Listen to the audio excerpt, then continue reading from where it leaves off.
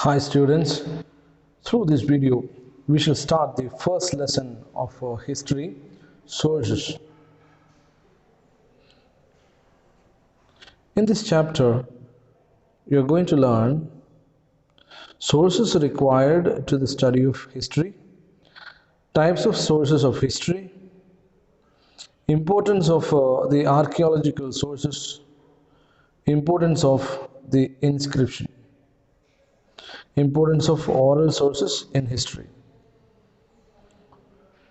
Some introduction.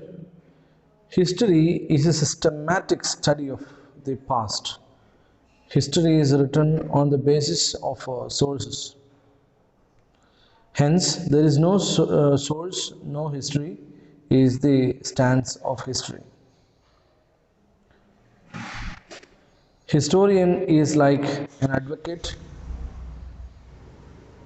The advocates present their arguments on the basis of the followed evidence and sources related to their case. Similarly, historians collect the sources, subject them to critical examination, analysis, and then write the history. Human beings had created many facilities to lead their life since ancient times. Hence, the agricultural tools left by the earlier people, forged coins, inscriptions, arms, temples, and other religious buildings are considered as sources to write history. Similarly, the written documents and literary works are the main source of history. The materials needed for the writing of history are the primary sources. These sources can be divided into two. Now we shall study the types of sources. Sources of history, literary sources, and archaeological sources. Literary sources are once again of two types: written literature and oral literature. Native literature and foreign literature are the written literature. Oral literature are Lavanies, folks, historic legendaries, stories. And archaeological sources are for monuments, coins, inscriptions, and other archaeological remainings. First, we shall see about written literature. Written literature is the main source of literature, literary sources. Literarians bring the contemporary social life of the times of the writer lives to us. A literary work portrays then existing aspects of life either directly or indirectly. The literature created by Indians in native language is called as the native literature. The literature created by Indians in native language is called as the native literature. Literary works in Sanskrit, Prakrit, Kannada, Telugu, Hindi, Tamil, Marathi, Kashmiri, Gujarati, Oriya, and many other native languages are the sources. Kautilya's Arthashastra, King Hala's Gatasapta,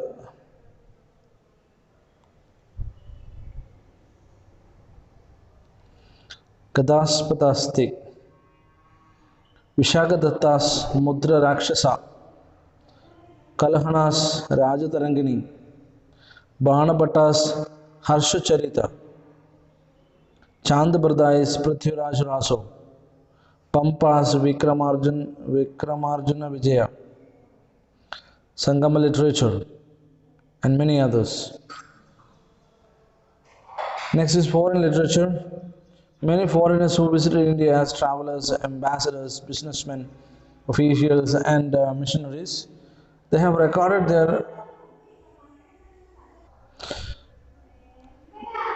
they have observed their experiences in their works. These works are considered as foreign literature. Megasthenes Indica, Fahian's Gokoki, Huan San's Siuki, Ptolemy's Geography, Feristas Tariki Fiste, Firista, Babar's Tuzuki, Babari, etc. In these works, also, one can get the depiction of then contemporary social, political, economic, cultural, and administrative aspects.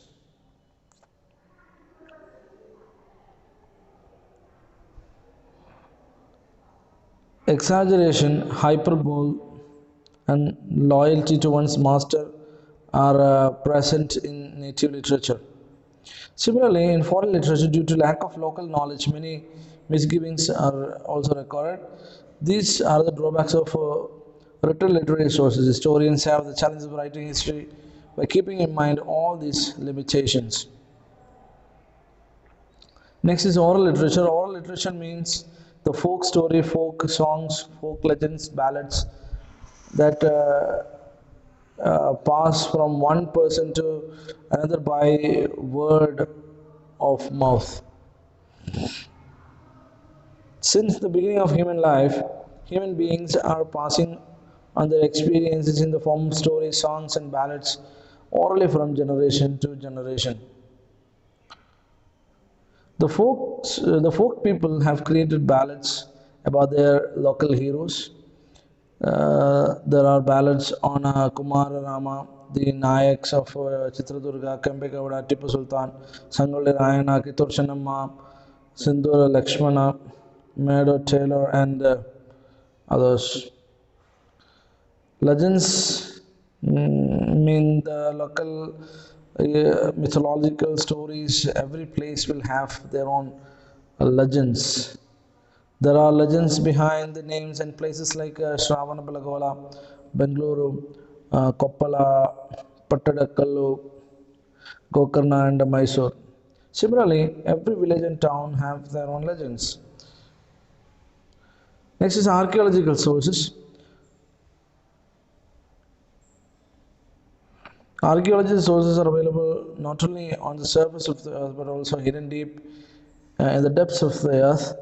The hidden things in the earth are dug out by using scientific methods. This process is called excavation. Harappan civilization came into light only due to the process of excavation. During excavation, ruins of buildings, inscriptions, coins, terracotta pieces, bangles, seals, beads, bone pieces, metals, and others have been found. These are analyzed by applying various scientific methods to understand the life of people of those times. Inscription means the engraved writings. Inscriptions are written on stone, rocks, metal, ivory, terracotta, and other materials that last longer. Inscriptions are more reliable as they have a direct relationship with the then events. Ashoka's inscriptions are the earliest inscriptions found in India. Most of his inscriptions are in a Brahmi script. Their language was Prakrit. Thousands of inscriptions are found in Kannada, Telugu, Tamil, Sanskrit, and Prakrit languages. Samudragupta's Allahabad pillar inscription, Immadi Pulikeshi's Aihole inscription, Kharavela's Hatikumpa inscription, and other inscriptions portray the military achievements of the rulers. The Uttara Merur inscription narrates the rural administration of Chola kings. Apart from this, many political, social, cultural, economic, educational, religious aspects are reflected in these inscriptions. Next is coins. Though the coins are small in shape, they contain many important aspects. They are helpful in understanding the geographic extent of the rulers and whom minted the coin. They also aid us knowing the language of administration titles as the king possessed the religion, economic conditions of the times, and metal technology in vogue of the particular kingdom. Samudragupta had minted several different types of gold coins. Based on the pictures on those coins, it is said that Samudragupta was a lover of music and had conducted Ashwamedha Yaga too. Gautamiputra Shatakarni got the name of Mahapana erased on this coin and engraved his name on them. This supports the view that Gautamiputra had defeated Mahapana. The availability of Roman coins in Bengaluru provides the fact that this region had trade link with the Romans 2000 years back. Next is monuments. Monuments are the main source to write the history. Palaces, temples, forts and pillars, etc. are the monuments. Mehrolis Iron Pillar and Vijayapura's Whispering Gold Gumbas are the evidence of the maturity of the science and technological knowledge. Shah Jahan's Taj Mahal tells the story of love. Chittor's Vijay Stamba, Victory Pillar, tells the victory of Rana Kumbh. The cave paintings, pictures and engravings of Elephanta, Ellora and Ajanta narrate the mastery of the paintings and the sculpture during the time. The temples of Aihole and Pattalakkalu explain the evolution of Indian temple architecture. The monuments of Nalanda and the architecture of Madras built by Gawan in Bidar narrate the importance given to education and during these times. The force of Srirangapatna explain the accomplishment in the area of defense and technology. Thus, the monuments throw light on then contemporary religious aspects, technology, economic growth, scientific knowledge, and creativity achieved. Other ruins, based on the various pieces of terracotta, bangles, beads, seal procured during the examination, one can understand the social, cultural, economic, political, and religious life of then people.